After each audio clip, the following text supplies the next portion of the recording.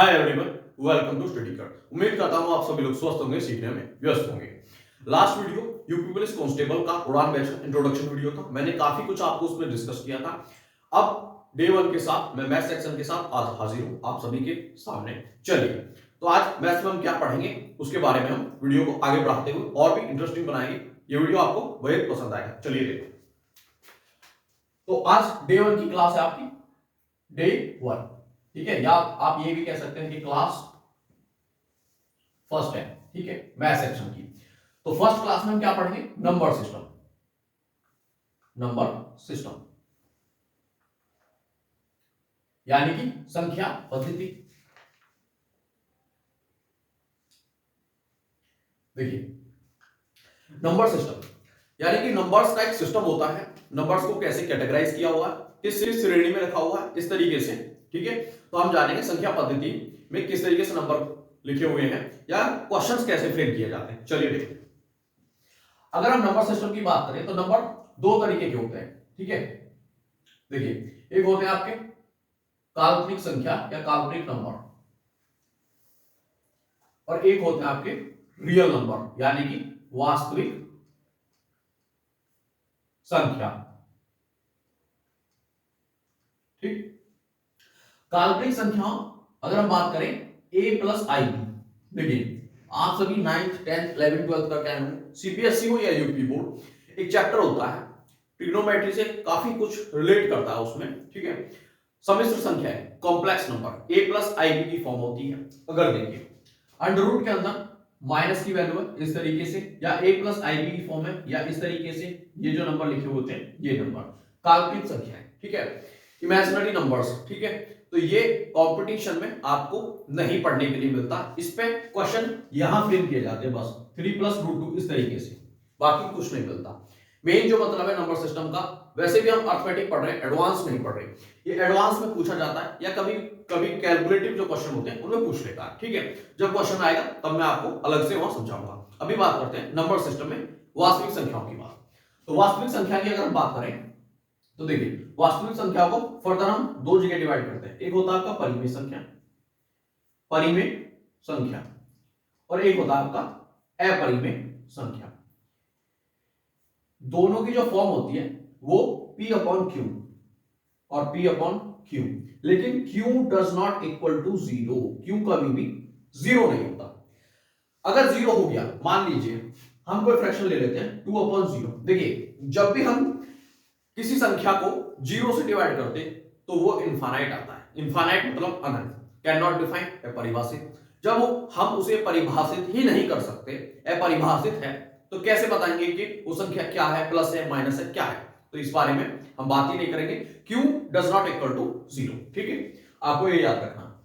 अब देखिए, परिमेय संख्याएं वो होती है। अब आप एक सवाल और यहां पे उठता है, दोनों की फॉर्म p अपॉन q है, परिमेय और अपरिमेय, लेकिन आप आइडेंटिफाई कैसे करेंगे, रिकॉग्निशन कैसे करेंगे? एक पहचान तो होगी ना, वही पहचान मैं आपको बताने जा रहा हूं। देखिए, p upon q, p upon q, q does not equal to zero. अब बात करते हैं, मान लीजिए हम 1/2 ले लेते हैं और एक आपका ले लेते हैं 2/3। 1/2, 1 को 2 से डिवाइड करेंगे तो क्या आएगा? 0.5। इस तरीके से 2 को 3 से डिवाइड करेंगे तो 0.66। इस तरीके से ये चलता रहेगा। यानी कि एक पॉइंट के बाद एक ऐसा डिवाइड जो रुक जाए, टर्मिनेट हो जाए, या फिर एक ऐसा डिवाइड जो रिपीट कर रहा है। देखिए, 0.5 रुक गया, 0.66 रिपीट कर रहा है, तो दो चीजें होगी। अब देखिए इस तरीके से। अब अपरिमेय संख्या की बात करते हैं। मान लीजिए √3 की वैल्यू, नहीं मानना नहीं है, मैंने √3 संख्या ले ली है, वैल्यू तो फिक्स होती है √3 की, 1.732 इतनी होती है। लेकिन इसके आगे भी कुछ नंबर होते हैं, लेकिन ना तो ये पॉइंट में आगे जाके रुक रहा है और ना ही रिपीट हो रहा। तो इस तरीके की जो संख्याएं होगी p अपॉन q की फॉर्म में। देखिए, अब आप कहेंगे कि √3 p अपॉन q कैसे? तो देखिए, इसके नीचे 1 मान लो, कोई फर्क ही नहीं पड़ेगा। जहां भी कोई नंबर लिखा हुआ है, आप उसके फ्रैक्शन फॉर्म को बनाने के लिए, मेंटेन करने के लिए उसके नीचे आप 1 मान सकते हैं, तो आपको अंश और हार मिल जाएगा। ठीक है, उससे वो p अपॉन q की फॉर्म बन जाएगा।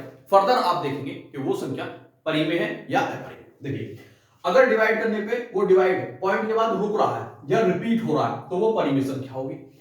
या फिर ना तो वो रुक रहा है ना ही रिपीट हो रहा है, तो वो अपरिमेय संख्या होगी। जैसे पाई की वैल्यू 22/7 होती है, तो ये आपका आगे जाके 3.14 हम लिखते हैं, लेकिन डॉट डॉट आगे भी होता है, तो ये अपरिमेय में आता है। तो उम्मीद करता हूं कि अभी तक का वीडियो काफी इंटरेस्टिंग जा रहा होगा, आपको पसंद भी आ रहा होगा। तो देखिए, परिमेय और अपरिमेय के बारे में आपको रिकॉग्निशन मिल गया, एक पहचान मिल गई। अब आगे चलते हैं। जैसे हमने काल्पनिक को यहीं पे छोड़ दिया था, आगे इसको और विस्तार से नहीं बताया मैंने, ऐसे ही अपरिमेय आपको यहीं तक छोड़ना, इसके बारे में आगे नहीं पढ़ना, क्योंकि एग्जाम पॉइंट ऑफ व्यू से ये रिलेवेंट नहीं है। इस तरीके से हम चलेंगे टू द पॉइंट, एग्जाम को अप्रोच करते हुए। चलिए अब परिमेय संख्या में आगे चलते हैं। तो परिमेय संख्या में हम आगे बात करेंगे पूर्णांक की। किसकी बात करेंगे? पूर्णांक। देखिए, जो पूर्णांक संख्याएं होती हैं वो नंबर लाइन पे रिप्रेजेंट करते हैं इस तरीके से, ठीक है। तो यहाँ पे 0, इधर 1 2 3 और डॉट डॉट इधर इनफाइनाइट, यानी कि राइट हैंड पे जब भी 0 से राइट हैंड की तरफ चलेंगे तो पॉजिटिव नंबर आएंगे, पॉजिटिव इंटीजर्स आएंगे, ठीक है। लेफ्ट हैंड पे चलेंगे तो -1 -2 -3 और माइनस इनफाइनाइट, इस तरीके से। तो ये आपकी पूर्णांक संख्याएं होंगी, ठीक है। अब इन्हीं में आगे अगर हम देखें तो पूर्ण संख्याएं होती हैं, पूर्ण संख्याएं, तो ये बोलते हैं होल नंबर, यानी कि W से रिप्रेजेंट करते हैं। तो पूर्ण संख्याएं कौन सी होती हैं? देखिए, राइट हैंड पे जो पॉजिटिव नंबर्स हैं 0 1 2 3 डॉट डॉट इनफाइनाइट, तो ये आपकी पूर्ण संख्याएं होंगी। तो इंटीजर पूर्णांक में ही पूर्ण संख्याएं छिपी होती हैं। अब देखिए आगे चलते हैं, आगे बात करेंगे हम प्राकृतिक संख्याओं की। किसकी बात करेंगे? प्राकृतिक संख्या। प्राकृतिक संख्याओं को हम n से रिप्रेजेंट करते हैं, ठीक है। देखिए, जब हम नंबर सिस्टम सॉल्व करेंगे या फर्दर कुछ और चैप्टर्स में जाएंगे तो वहां पे x आपको मिलेगा या फिर n मिलेगा, तो उसके पहले इसमें हम एज ए वेरिएबल जब उसको लेंगे तो हम वैल्यू रखते हैं। तो हम वैल्यू रखना स्टार्ट करते हैं नेचुरल नंबर से, जीरो नहीं रखते, ठीक है। जीरो होल नंबर में आता है, और प्राकृतिक संख्याएं जो होती है नेचुरल नंबर, उनमें जीरो नहीं आता। दोनों में एक माइनर सा डिफरेंस है। देखिए, प्राकृतिक संख्याएं क्या होती हैं? 1 2 3 4 डॉट डॉट डॉट, इस तरीके से आगे चलती जाती है। तो जहां भी हमें x y z की कोई वैल्यू रखनी होती है, n m की कोई वेरिएबल दिया हुआ उसकी वैल्यू रखनी होती है, तो हम नेचुरल नंबर से स्टार्ट करते हैं। पहले 1 रखेंगे, 2 3 4 5, तो जो भी वैल्यू सेटिस्फाई करेगी उसी के अकॉर्डिंग हम उसे सेलेक्ट करेंगे। तो ये हुई बात प्राकृतिक संख्या की। प्राकृतिक संख्या के बाद बात करते हैं हम सम संख्या की। सम संख्या, अगर इंग्लिश में बोलूं तो इवन, ऐसी संख्याएं जो 2 से डिवाइड हो या 2 का फैक्टर हो। अब 2 से डिवाइड होगी तो 2 और का फैक्टर भी होगा, ठीक है। जैसे मान लेते हैं, मान क्या लेते हैं, मैं आपको लिख के बता देता हूं। देखिए, 2 4 6 8 10 डॉट डॉट, इसी तरीके से 2 के डिफरेंस में जो चल रही है, ठीक है। 2 का मल्टीप्लाई, 2 दूनी 4 2 तिया 6 2 चौक 8, इस तरीके से। अगर हम विषम संख्याओं की बात करें, विषम संख्या, देखिए विषम संख्याओं को हम क्या बोलते हैं? ऑड। ऑड, जैसे ऑड इवन के नाम से, सम विषम के नाम से रीजनिंग में भी काफी क्वेश्चन आते हैं कि 4 ऑप्शन दे देगा, आपको बोलेगा कि इनमें से सम कौन सा या ऑड कौन सा, विषम कौन सा, पूछ लेता है एक बार, बहुत क्वेश्चन मिलते हैं, ठीक है। तो हम रीजनिंग पे भी जाएंगे तब आपको उस तरीके से समझाऊंगा। देखिए, विषम संख्या की बात करें तो 1 3 5 7, इस तरीके से, ठीक है। तो इसमें भी 2 का डिफरेंस, इसमें भी 2 का डिफरेंस, और ये भी 2 का डिफरेंस। विषम संख्याएं वो संख्याएं होती हैं जो 2 से डिवाइड नहीं होती, सम संख्याएं होती हैं जो 2 से डिवाइड हो जाती हैं। सीधा सीधा सिंपल लॉजिक है। देखिए, अब बात करते हैं अभाज्य संख्याओं की। अभाज्य संख्या, अभाज्य संख्या क्या होती है? आपकी प्राइम नंबर, ऐसी संख्याएं जो 1 से डिवाइड हो या स्वयं से डिवाइड हो। तो देखिए, अब यहां पे बहुत ही इंपॉर्टेंट चीज है, एक फैक्ट है, अब जान लेते हैं। अभाज्य संख्याएं यानी कि प्राइम नंबर्स वो नंबर होते हैं जो या तो 1 से डिवाइड हो और या खुद से डिवाइड हो। तो देखिए, पहली अभाज्य संख्या जो होगी वो 2 होगी, और दूसरी 3 5 7 8 नहीं होगी, 9 नहीं होगी, 10 नहीं होगी, 11 होगी, 11 नहीं होगी, क्या होगी? 12 13 13 होगी, इस तरीके से डॉट डॉट डॉट चलेंगे। तो देखिए, पहली अभाज्य संख्या 2 ही क्यों ली हमने? 2 ही क्यों ली? अब बताता हूं। देखिए, 2 से पहले 1 भी तो ले सकते थे, 1 हमने नहीं लिया। देखिए, अभाज्य संख्याएं वो संख्याएं होती हैं जो या तो 1 से डिवाइड हो या 2 से, सॉरी 2 से नहीं, स्वयं से डिवाइड हो। देखिए, 1 इसलिए नहीं लिया, 1 एक गुणात्मक गुणनखंड है, मल्टीप्लिकेटिव प्रॉपर्टी है। देखिए, अगर हम 2 गुणा 1 लिखते हैं फिर भी 2 है, 3 लिखा हुआ है तो 3 गुणा 1 लिख सकते हैं, 5 लिखा हुआ है तो 5 गुणा 1 लिख सकते हैं, कोई इसमें आपको ऑब्जेक्शन नहीं होगा। तो देखिए, 1 हर किसी के मल्टीपल में होता है, तो इसलिए इसे नहीं लेते। पहली अभाज्य संख्या 2 है। कई बार मल्टीपल टाइम ये क्वेश्चंस रिपीट हो चुका है वनडे एग्जाम्स में, ठीक है। तो पहले अभाज्य संख्या क्या है, 2, ठीक है। अभाज्य संख्या हो गई। देखिए भाज्य संख्या है वो जो 1 और स्वयं के अलावा किसी और नंबर से भी डिवाइड हो जाती है, वो भाज्य हो जाएगी, इसका जस्ट अपोजिट, ठीक है। अब बात करते हैं सहअभाज्य संख्याओं की। देखिए सहअभाज्य संख्या यानी कि सह, देखिए को प्राइम नंबर, को का मतलब एक के साथ दूसरे का रिलेशन जो होता है। देखिए को प्राइम जो नंबर्स जो होते हैं सहअभाज्य संख्या, जैसे कि 3 और 5, दोनों में कोई भी कॉमन नहीं है सिवाय एक के। सहअभाज्य संख्या जो होती है उनमें एक कॉमन होता है। देखिए 3 गुणा 1 लिख सकते हो, 5 गुणा 1 लिख सकते हो आप, ठीक है।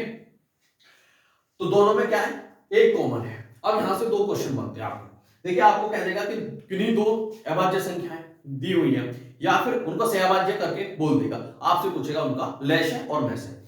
3 और 5 लिया, आपको नहीं पता कि 3 और 5 का लैश क्या होगा। देखिए कुछ भी कॉमन नहीं, तो 3 पंजे 15 इनका लैश हो जाएगा। लैश क्या हो जाएगा इनका, 3 पंजे 15। और इनमें दोनों में कॉमन क्या है, मैश होता है हाईएस्ट कॉमन फैक्टर, और लैश क्या होता है लीस्ट कॉमन मल्टीपल, ठीक है। तो देखिए एक इनमें कॉमन है दोनों में, तो मैश हो जाएगा 1, ठीक है। तो ये क्वेश्चन कई बार पूछा हुआ है। तो ये हो गया आपकी सहअभाज्य संख्या है। अब कुछ आगे और डिस्कस करते हैं। अभी तो स्टार्टिंग है नंबर सिस्टम की, कुछ और इंपॉर्टेंट थ्योरी है, कॉन्सेप्ट है, वो डिस्कस करते हैं। देखिए नंबर सिस्टम में एक आता है आपका जातीय मान और एक आता है आपका स्थानीय मान। अगर हम जातीय मान की बात करें, जातीय मान, तो इसे बोलते हैं आपकी फेस वैल्यू। अब अगर आप इंग्लिश में पढ़ रहे हैं या हिंदी में पढ़ रहे हैं, तो इंग्लिश में आपको फेस वैल्यू, जिसका चेहरा जैसा है वो हमेशा वैसे ही रहता है until unless अनफॉर्चुनेटली कुछ हो ना जाए। लेकिन नंबर्स के साथ क्या होगा, ठीक है। नंबर्स 6 लिखा हुआ है, तो 6 की फेस वैल्यू हमेशा 6 ही रहेगी। ऐसी कोई भी नंबर है उसकी फेस वैल्यू कभी चेंज नहीं होती, जातीय मान कभी चेंज नहीं होता। अगर चेंज होता है तो स्थानीय मान पहले इस वैल्यू, अब भैया हम यहां खड़े हैं, कभी हम वहां खड़े हो जाएंगे, कभी वहां खड़े हो जाएंगे। नंबर्स कहीं इकाई पे लिखा है, कहीं दहाई पे, कहीं सैकड़े पे, कहीं हजार पे, इस तरीके से कहीं 10,000 पे, तो स्थानीय वैल्यू हमेशा चेंज होती रहती है। तो देखिए, तो स्थानीय वैल्यू हम लिख लेते हैं यहां पे, स्थानीय मान। तो पहले इस वैल्यू, मान लीजिए मैं कोई नंबर्स लिख लेता हूं, जैसे मैंने नंबर लिया 589782।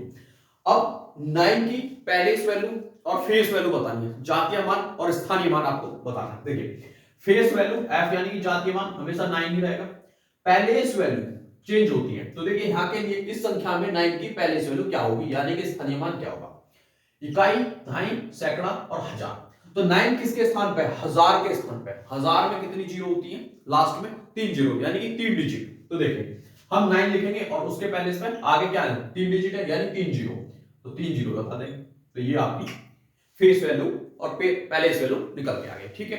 अब कभी कभी क्वेश्चन यही खत्म नहीं होता, आपसे पूछ लेगा मल्टीप्लाई बताइए, जातीय मान और स्थानीय मान का गुणनफल बताइए, योगफल बताइए, माइनस करके बताइए या डिवाइड करके बताइए। तो देखिए 9 और 9000 को आप मल्टीप्लाई कर सकते हैं, प्लस कर सकते हैं, माइनस कर सकते हैं, डिवाइड कर सकते हैं, सो सिंपल। तो ये क्वेश्चन आपका एक आपको देखने के लिए जरूर मिलेगा। अब आगे हम इकाई अंक की बात करते हैं। इकाई अंक से पहले मैं आपको एक कॉन्सेप्ट बताना चाहूंगा। नंबर्स जो होते हैं 0 से 9 होते हैं, उसके बाद रिपीटेशन चलता है, उनका कॉम्बिनेशन चलता है, ठीक है। तो देखिए 0 का स्क्वायर करते हैं तो हमेशा 0 आता है, 1 का स्क्वायर करेंगे तो क्या आएगा, 1 ही आएगा, और 2 का स्क्वायर करेंगे तो 4 आएगा, और 3 का स्क्वायर करेंगे तो 9 आएगा, 4 का स्क्वायर करेंगे 16, 5 का स्क्वायर करेंगे तो क्या आएगा 25, और 6 का स्क्वायर करेंगे 36, 7 का स्क्वायर करेंगे 49, और 8 का स्क्वायर करेंगे 64, 9 का स्क्वायर करेंगे 81। अब देखिए हमने नंबर्स लिए 0 से 9 तक, यही डिजिट होती है, इन्हीं के कॉम्बिनेशन से आगे नंबर्स बनते हैं।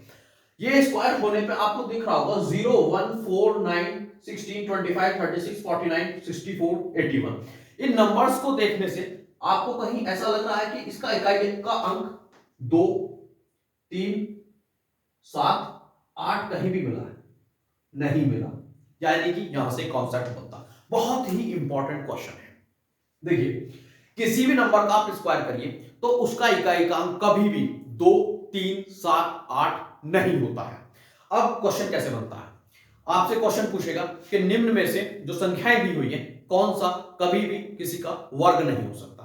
तो देखिए उनमें से 4 ऑप्शन दिया होगा, एक के ऑप्शन के इकाई के अंक या तो 2 दिया होगा या 3 या 7 या 8। आप देखते ही समझ जाएंगे कि 8 अगर है, 7 अगर है, 3 अगर है या 2 अगर है तो कभी भी वर्ग होके आता ही नहीं है। तो ये वो नंबर है जो कभी भी किसी का वर्ग होने पे नहीं आएगा। सो सिंपल, समझ में आ गया होगा। चलिए तो चलिए अब बात करते हैं इकाई अंक की। इकाई अंक हम किस तरीके से निकालते हैं, काफी क्वेश्चन पूछे जाते हैं एग्जाम में इसके ऊपर, यूनिट डिजिट के ऊपर इकाई अंक। देखिए इकाई अंक अगर हम बात करें 0 का स्क्वायर तो 0, 1 का स्क्वायर 1, 2 का स्क्वायर 4, 3 का स्क्वायर 9, 4 का स्क्वायर क्या आएगा 16 और 5 का स्क्वायर करते हैं तो क्या आएगा 125, 6 का स्क्वायर 2, सॉरी 5 का स्क्वायर 125 नहीं 25, 6 का 36, 7 का 49 और 8 का 64 और 9 का स्क्वायर 81।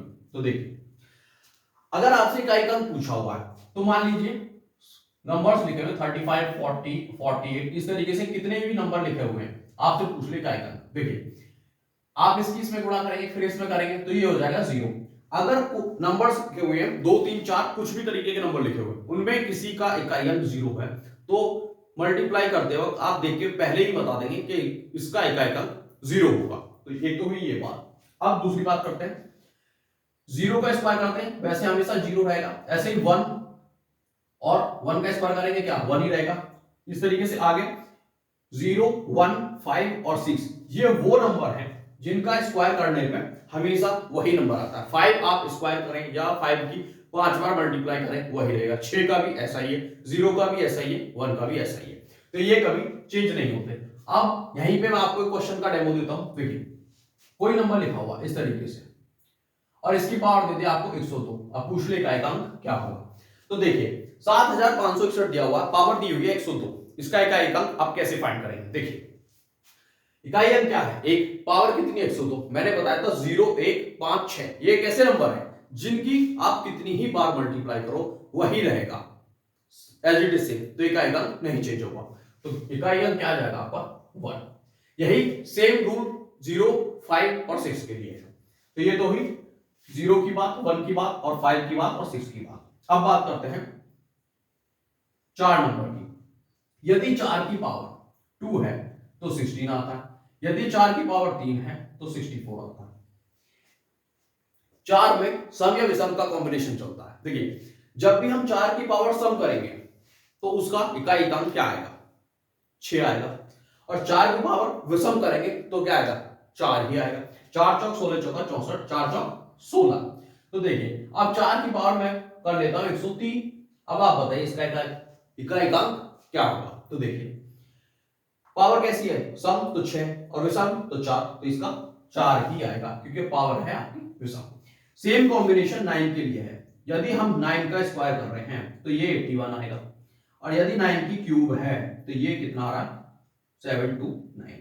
यानी कि 9 की पावर अगर सम है तो 1 उसका इकाई अंक होगा। यदि 9 की पावर क्यूब यानी कि विषम है, जैसे मैंने यहां क्यूब किया तो विषम है तो उसका इकाई अंक 9 होगा। तो देख लीजिए 4 और 9 के लिए सेम है। अब कौन से नंबर बचे आपका 2 बचा, 3 बचा, 7 बचा, 8 बचा, इनके लिए सेम रूल है। देखिए मैं एज ए डेमो आपको 2 नंबर ले लेता हूं, इससे आपको समझाने की कोशिश करूंगा और बहुत ही बेहतरीन कंसेप्ट है, आपको समझ में भी आएगा। और क्वेश्चन मैक्सिमम का इसी पे पूछे जाते हैं इन 3 नंबर पर। देखिए अगर हम 2 का स्क्वायर करें या उससे पहले 2 की पावर 1 ले तो 2 आता है, फिर 2 की पावर 2 करेंगे तो 4 आता है, 2 की पावर 3 करेंगे तो क्या आएगा 8, 2 की पावर 4 16, 2 की पावर 5 32, 2 की पावर 6 64, 2 की पावर 7 128, 2 की पावर 8 256 और 2 की पावर 9 512 और 2 की पावर 10 1024, 2 की पावर 11। तो क्या करेंगे 2 और ये, तो देखिए 2 6 8 सॉरी 2 2 4 8 6 2 4 8 6 2 4 8 और फिर से यहां 6 ही बनेगा आगे जाके। तो देखिए इसका मतलब ये है, ये वो नंबर है 2 3 7 8। जब हम इनकी पावर करते हैं 1 2 3 4, तो पावर 4 होने के बाद उनकी साइक्लिसिटी रिपीट होती है, एक साइकिल में चलते हैं। पावर 4 होने तक 2 4 8 6, 2 4 8 6 इस तरीके से। इसी तरीके से जब हम 3 को करेंगे तो यही कॉम्बिनेशन होगा, 7 के लिए भी यही होगा, 8 के लिए भी यही होगा। अब देखिए, मान लीजिए कोई नंबर लिखा हुआ है इस तरीके से, अब इसकी पावर कितनी है आपकी 102, ठीक है। तो अब आपसे पूछ लेगा इकाई का अंक क्या होगा। इकाई अंक है 2, तो 2 3 7 8 के लिए सेम रूल है ये। देखिए इसकी पावर है 102, तो हम क्या करेंगे, इसको 4 से डिवाइड कर देंगे। अब 4 से ही क्यों डिवाइड करेंगे, 4 से डिवाइड करना इसलिए है, देखिए क्योंकि 4 की साइक्लिसिटी बन रही है, लेकिन 4 से डिवाइड करेंगे तो देखिए 4 दूनी 8, तो कितना बचेगा 2, 4 5 20, तो यहाँ पे बचेगा 2। अब शेष बच गया 2, तो यहाँ पे इकाई का अंक है 2, तो 2 की पावर 2 हो जाएगा क्योंकि शेष बचा 2, तो 2 दूनी 4, तो इकाई का अंक आ जाएगा आपका 4, ठीक है। अब इससे ज्यादा क्वेश्चंस के बारे में तब पढ़ेंगे जब मैं आपको क्वेश्चंस कराऊंगा सीक्वेंस वाइज। तो ये आपका इकाई का अंक निकालने के लिए कॉन्सेप्ट हो गया, ठीक है। अब हम आगे चलते हैं और बात करते हैं विभाज्यता के नियमों की, यानी कि कोई संख्या 2 से कैसे डिवाइड होगी, 3 से, 4 से, 5 से, 6 से, इस तरीके से। तो चलिए देखते हैं। देखिए पहला रूल जो है 2 का है, 2 से कोई संख्या कैसे डिवाइड होगी और क्यों होगी और कब कब होगी, तो ये एक रूल है। देखिए यदि किसी संख्या का इकाई का अंक 0 है या फिर 2 4 6 8 10 इस तरीके से बन रहा है, 10 नहीं 10 कॉम्बिनेशन ये वैसे 0 और 1 का, ठीक है। तो देखिए इकाई का अंक 0 बन रहा है या फिर 4 या 2 इस तरीके से। 2 का नियम मैं यहां लिख देता हूं, विभाज्यता के नियम, ठीक है, डिविजिबिलिटी रूल, ठीक है। 2 का नियम, देखिए 2 से वो संख्याएं हमेशा डिवाइड होंगी जिनका इकाई का अंक 0 हो, 2 हो, 4 हो, 6 हो, 8 हो, क्योंकि ये 4 6 8 उनके टेबल में आती है, और 2 पंजे 10 होती है, यानी कि 10 में इकाई का अंक 0 होता, तो इसलिए वो डिवाइड हो सकती है क्योंकि लास्ट का अंक 0 होगा। तो देखिए ये सीधा सिंपल रूल है, आप ध्यान रख सकते हैं इसको। इकाई का अंक, अगर हम 3 की बात करें, 3 का नियम क्या होता है, 3 का नियम क्या होता है, कोई भी नंबर लिखा हुआ है उसके जो अंक है उनका योगफल अगर 3 से डिवाइड हो रहा है तो वो नंबर ऑटोमेटिकली 3 से डिवाइड होगा। कैसे, देखिए मान लीजिए 3 लिखा हुआ है, 8 लिखा हुआ है और ये 1 लिख लेते हैं, ठीक है। 381 3 से डिवाइड होगा या नहीं, कैसे पता करेंगे, देखिए 3 8 11 और 11 1 12, तो इनका योग क्या आया 12। अब 3 से डिवाइड करो, 3 चौक 12, ये तो डिवाइड हो रहा है, तो ऑटोमेटिकली 381 भी 3 से डिवाइड होगा। सिंपल, कोई भी संख्या लिखी हुई है उसके अंकों का योगफल यदि 3 से डिवाइड है तो वो संख्या भी 3 से डिवाइड हो जाएगी, चाहे कितनी भी बड़ी संख्या क्यों ना हो। आप देख के पता लगा सकते हैं, डिवाइड करने की जरूरत नहीं है आपको। देखिए सेम रूल 9 का है, क्योंकि उसमें कोई भी फेरबदल है नहीं, तो मैंने ये यही लिख दिया है। 9 के लिए ले लेते हैं, देखिए कोई नंबर लिख लेते हैं हम, 8 और 8 कितना हो जाएगा आपका, ये आपका 7 ले लेते हैं हम। देखिए 887 ले लिया मैंने, छोटा नंबर लिया है क्योंकि समझाने के लिए काफी है, क्वेश्चंस कराऊंगा तो मल्टीपल क्वेश्चंस होंगे उसमें, आपको फिर समझ आ जाएगा। देखिए अगर इसके अंकों का योग 9 से डिवाइड होगा तो ये भी डिवाइड हो जाएगा। देखिए 8 और 8 16, 16 और 7 कितना हो जाएगा 23। क्या 23 9 से डिवाइड हो रहा, नहीं हो रहा, नहीं हो रहा, तो ये नंबर भी नहीं होगा। लेकिन क्वेश्चंस कितना नहीं पूछता आपसे, क्वेश्चन में पूछ लेगा कि 887 में ऐसा हम क्या जोड़े, ऐसा हम क्या जोड़े कि ये 9 से डिवाइड हो जाए। तो देखिए योग कितना था 23, 9 तिया 27, अगर हम 23 में 4 जोड़ दें यानी कि ऑटोमेटिकली इस संख्या में 4 जोड़ दें तो ये 9 से डिवाइड हो जाएगा, क्योंकि ये हो जाएगा आपका 27 योग, और ये योग 9 से डिवाइड हो रहा है, 9 तिया 27, तो वो संख्या भी 9 से डिवाइड हो जाएगी कंप्लीटली। 2 का रूल हो गया, 3 का हो गया और 9 का हो गया, क्योंकि 3 और 9 मैंने 3 के बाद 4 नहीं लिया क्योंकि 3 और 9 का सेम ही है, ठीक है। अब देखिए आगे चलते हैं, 4 का नियम। 4 का नियम क्या है, 4 को हम 2 की पावर 2 लिख सकते हैं। तो देखिए किसी भी संख्या के इकाई और दहाई का जो संख्या बनेगी वो अगर डिवाइड हो रही है 4 से, तो वो पूरी संख्या 4 से डिवाइड हो जाएगी। जैसे देखते हैं कैसे, 8564 88,564 लिखा हुआ। अब देख के ही बता दो आप 4 से डिवाइड होगी या नहीं। देखिए इकाई और दहाई ये 4 से डिवाइड हो रहा है, तो इसलिए मैंने 16 चौका 64, तो ये 88,564 भी 4 से डिवाइड होगा। देखिए 4 को 2 की पावर 2, तो यानी कि आप रिलेट कर सकते हैं 2 अंक लिए इकाई और दहाई। 2 के नियम में 2 की पावर 1 तो है, तो इसलिए हमने सिर्फ इकाई का अंक ही लिया इसके लिए। आप ऐसे याद कर सकते हैं, ठीक है। 5 का रूल, 5 का नियम क्या है? देखिए 5 का जो नियम होता है कि कोई भी संख्या अगर उसका इकाई का अंक 0 और 5 है तो वो 5 से डिवाइड हो जाएगी। देखिए